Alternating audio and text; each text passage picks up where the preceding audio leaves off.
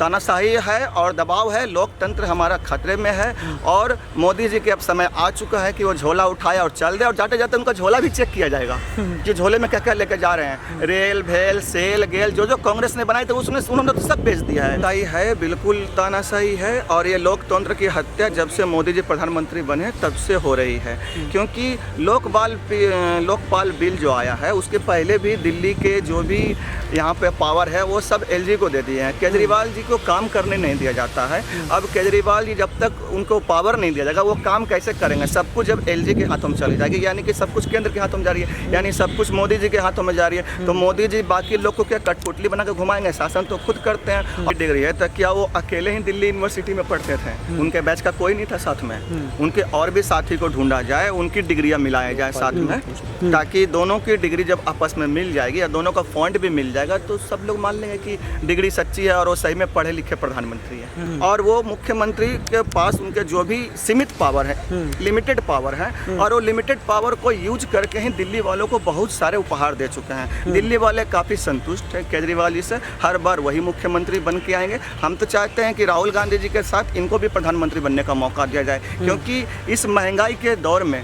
जितने भी महंगा है, जैसे गैस, पेट्रोल और डीजल, ये जब महंगाई होती है तो सिर्फ इन तीन चीज़ों के दाम नहीं बढ़ते हैं। अपने ऊपर इतना भरोसा है कि मैं दोबारा क्या 3 बार प्रधानमंत्री बन के आऊँगा और 125 करोड़ की जनता मुझे ही चुनेगी। तो बैलेट पेपर से चुनाव करवा लो ना, ईवीएम बंद कर दो। अगर आपको अपने ऊपर इतना भरोसा है कि जनता 125 करोड़ आप ही को चाहती है, आपको दिल लगाती है, आपसे प्रेम करती है, तो आप सीधे बैलेट पेपर से चुनाव करवाओ, ईवीएम से नहीं। आयोग का मुद्दा है, लेकिन केंद्र सरकार के दबाव में चुनाव आयोग भी कुछ नहीं करती है। हकीकत है, बिल्कुल हकीकत है, क्योंकि चुनाव आयोग एक स्वतंत्र निकाय है, लेकिन दबाव तो उनके ऊपर भी पड़ता है। अब तो जजों के ऊपर दबाव बनने शुरू हो गए। अभी महाराष्ट्र में एक जज ने इस्तीफा दे दिया।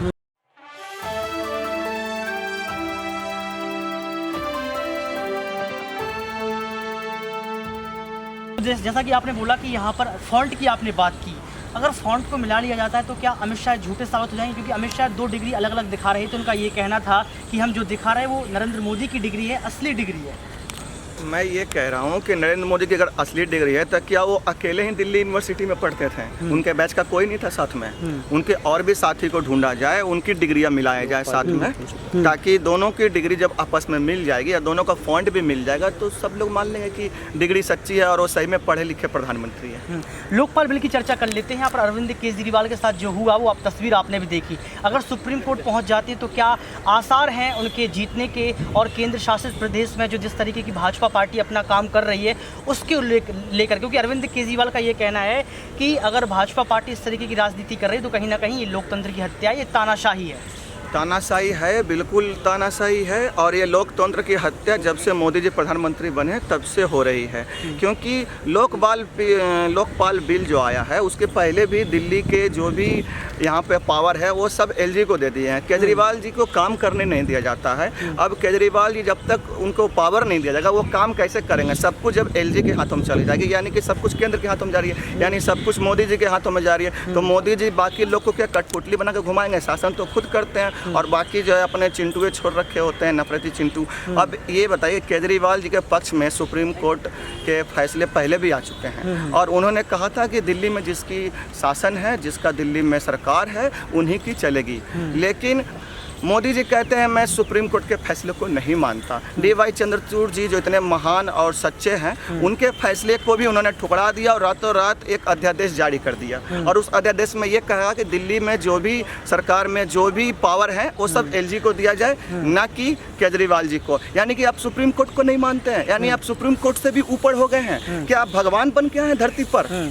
आपके मित्र राजन ने भी बात कही है कि अगर इस तरीके का अगर आप कर रहे हैं, इस तरीके की तानाशाही कर रहे हैं, तो इससे अच्छा है कि आप चुनाव बंद करवा दीजिए। ये बात सही है राजन जी की? राजन जी के बात से मैं बिल्कुल सहमत हूँ, क्योंकि अगर आपको ही प्रधानमंत्री बनना है, आपको ही मुख्यमंत्री बनना है, आपको ही गवर्नर बनना है, तो चुनाव किस बात का? आप तो हिटलर शाही लेकर आ रहे हो और हिटलर शाही में सब कुछ उन्हीं का चलता है। अब कहीं भी आप नए ट्रेन का उद्घाटन करने चले जाओ तो झंडे दिखाने, जैसे नया ट्रेन अभी वंदे भारत आई है तो झंडे दिखाने आप चले जाते हो। शौचालय बन बनती है तो उसका उद्घाटन आप करने चले जाते हो, कहीं भी कोई संसद भवन का निर्माण होता है तो उसका भी उद्घाटन आप ही करने चले जाते हो। भाजपा कह रही मुख्यमंत्री तो है ना केजरीवाल, मुख्यमंत्री बने रहिए, क्या चाहिए आपको? और इसके अलावा मुख्यमंत्री बने रहेंगे तो देखिए, अरविंद केजरीवाल जी एक पढ़े लिखे और एक इंजीनियर हैं, और वो मुख्यमंत्री के पास उनके जो भी सीमित पावर है, लिमिटेड पावर है, और वो लिमिटेड पावर को यूज करके ही दिल्ली वालों को बहुत सारे उपहार दे चुके हैं। दिल्ली वाले काफ़ी संतुष्ट हैं केजरीवाल जी से, हर बार वही मुख्यमंत्री बन के आएंगे। हम तो चाहते हैं कि राहुल गांधी जी के साथ इनको भी प्रधानमंत्री बनने का मौका दिया जाए, क्योंकि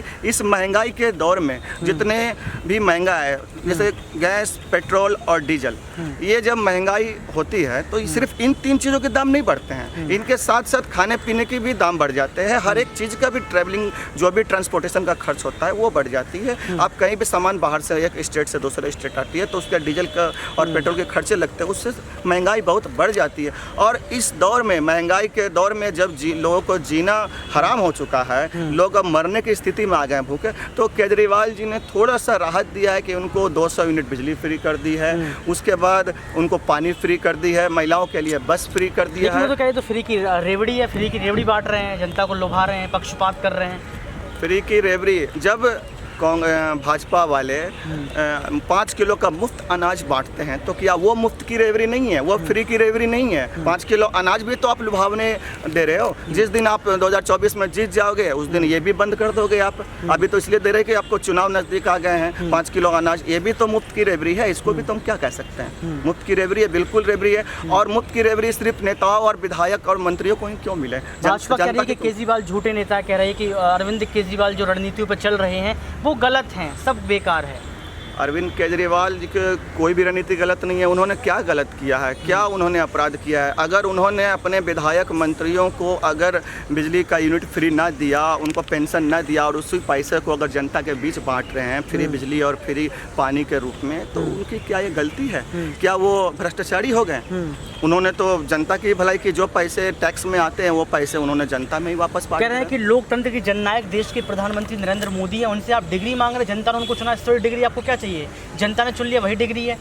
जनता ने चुना था 2014 में, 2019 में नहीं चुना था। वो अगर वापस उनको 125 करोड़ अगर जनता चुनती है, वाकई में अगर मोदी जी को अपने ऊपर इतना भरोसा है कि मैं दोबारा क्या 3 बार प्रधानमंत्री बन के आऊँगा और 125 करोड़ की जनता मुझे ही चुनेगी, तो बैलेट पेपर से चुनाव करवा लो ना, ईवीएम बंद कर दो। अगर आपको अपने ऊपर इतना भरोसा है कि जनता 125 करोड़ आप ही को चाहती है, आपको दिल लगाती है, आपसे प्रेम करती है, तो आप सीधा सीधे बैलेट पेपर से चुनाव करवाओ, ईवीएम से नहीं। आपको आईना दिखा देगा जनता। ईवीएम की आपने चर्चा की, बहुत अच्छा मुद्दा है, इस पर लगातार बातचीत होती रहती है।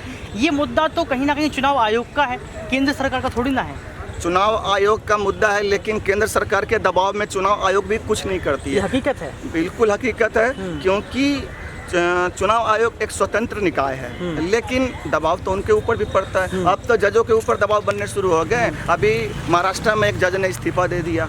क्यों इस्तीफा दिया? उनके ऊपर दबाव पड़ा, वो गलत फैसला नहीं दे सकते थे, उनके ऊपर शायद कहीं ना कहीं दबाव बनाया जा रहा था, इसलिए उन्होंने कहा कि मैं गलत फैसले देने से अच्छा है कि मैं इस्तीफा दे दूं। चुनाव आयोग का कहना है कि ईवीएम पे आप बात करते रहते हैं, जिस राज्य में विपक्ष जीत जाता तो ईवीएम पर सवाल खड़े नहीं करते हैं। ईवीएम पे विपक्ष इसलिए सवाल खड़े नहीं करते हैं क्योंकि कर्नाटका में कांग्रेस की भारी बहुमत से जीत हुई है, हिमाचल प्रदेश में जीत हुई है, लेकिन उन्होंने जानबूझकर हिमाचल प्रदेश और कर्नाटका उन्होंने बीजेपी ने हारा है ताकि लोग ईवीएम पे सवाल ना करें। ये भी एक साजिश है कि अगर मैंने कर्नाटका गिफ्ट में दे दिया, हिमाचल प्रदेश को अगर गिफ्ट में दे दिया कांग्रेस को, तो पब्लिक के मन में, जनता के मन में भरोसा हो जाएगा कि ईवीएम सही है, ईवीएम में कोई गड़बड़ी नहीं होती है। इसलिए ईवीएम पे सवाल खड़ा करना बिल्कुल जायज़ है। और मैं एक सवाल मेरा ये रहेगा चुनाव आयोग को लेकर। चुनाव आयोग का कहना है कि ईवीएम से अगर आप वोटिंग करवाते हैं, चुनाव करवाते हैं, तो आसान नहीं है। पूरे देश की जनता से जो है वोट लेना, 140 करोड़ की जनता है, बैलेट पेपर गीले हो सकते हैं, फट सकते हैं, गिनने में आसानी नहीं हो सकती। ये तमाम सवाल चुनाव आयोग की तरफ से बताए गए हैं, तो आप इसको कैसे देखते हैं? विकल्प कैसे बताएंगे आप उनको?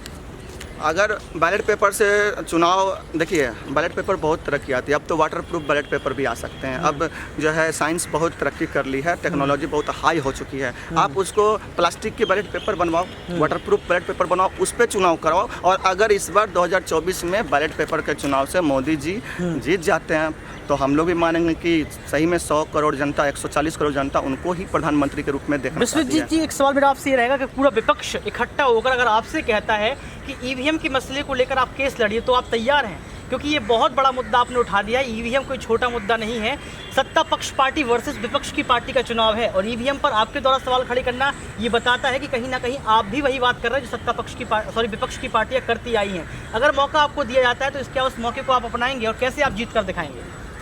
देखिए, मौका अगर मुझे मिलता है तो मैं बिल्कुल इसके लिए आगे रहूँगा, क्योंकि यहाँ पे कहीं ना कहीं जनता का भरोसा छिपा है इस ईवीएम में। जनता देती है वोट कांग्रेस को या आम आदमी पार्टी को, लेकिन वो सेटिंग की वजह से चला जाता है बीजेपी को। ठीक है, तो वो मैं गारंटी के साथ नहीं कह सकता, क्योंकि मैंने तो कोई इंजीनियरिंग या टेक्नोलॉजी तो की नहीं है, लेकिन इसकी जाँच फॉरेंसिक लैब में हो सकती है, विदेशों में इसकी जाँच हो सकती है और जाँच के बाद पता चलेगा। उसके लिए मामले को कोर्ट में आना पड़ेगा लेकर, और जब कोर्ट में आएगा इसकी जाँच की जाएगी और जाँच के बाद जो भी सुप्रीम कोर्ट का फैसला DY चंद्रचूड़ के हाथ से होगा, हम उसको स्वीकार करेंगे। लेकिन एक सवाल मेरा और रहेगा कि चुनाव आयोग पर सवाल खड़े हो रहे हैं, ED CBI पर सवाल खड़े हो रहे हैं, पुलिस प्रशासन पर सवाल खड़े हो रहे हैं। अगर तमाम स्वतंत्र एजेंसियों पर सवाल खड़े होते रहेंगे तो क्या ये मान लिया जाए कि भारत देश में लोकतंत्र खत्म ही हो चुका है?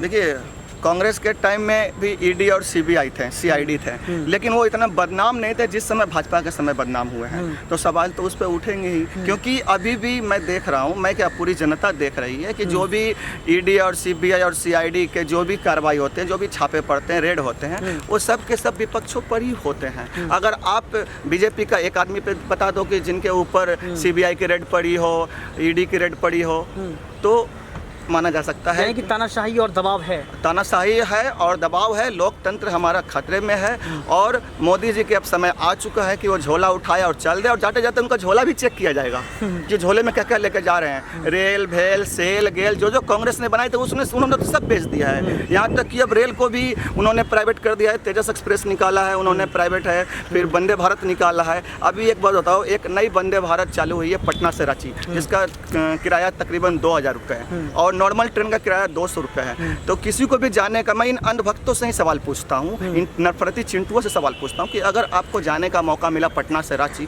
तो आप वंदे भारत से जाओगे 2000 रुपये टिकट से, या फिर आप 200 रुपये के वही ट्रेन से जाओगे जो 1 घंटे के बाद पहुँचती है।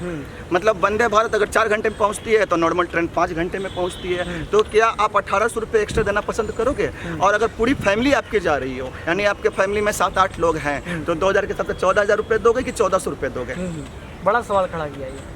क्योंकि वंदे भारत को चलाने के लिए इनकी एक और साजिश मुझे नज़र आ रही है कि वंदे भारत तो ट्रेन खाली जा रही है, बहुत सारी सीटें खाली जाती है उनकी, तो उनको चलाने के लिए जो कि आम जनता, जो मिडिल क्लास के लोग हैं, वो स्लीपर में जाना पसंद करते हैं। और लगभग 90% ट्रेनों के स्लीपर के डब्बे को S12 और S11 तक होते थे, उनको कम करके S6 तक फिक्स कर दिया गया है। यानी अब आपको स्लीपर S7 देखने को नहीं मिलेगा 90% ट्रेनों में। अब स्लीपर के लोग कहाँ जाएंगे? थर्ड AC में। थर्ड AC वाले जाएंगे फर्स्ट AC में, फर्स्ट AC वाले में जाएंगे वंदे भारत में। तो वंदे भारत को चलाने के लिए एक सोची समझी प्लान है, एक साजिश है, ताकि उनको फ़ायदा हो, गरीबों को पैसा लूटा जाए, जेब से जो चिल्लर खुदरे और जो भी बचे हुए छुट्टे वो भी निकाल ले। बिल्कुल, ये विश्वजीत की आवाज़ सुप्रीम कोर्ट से थी, लगातार अपनी बात को रखते आए हैं।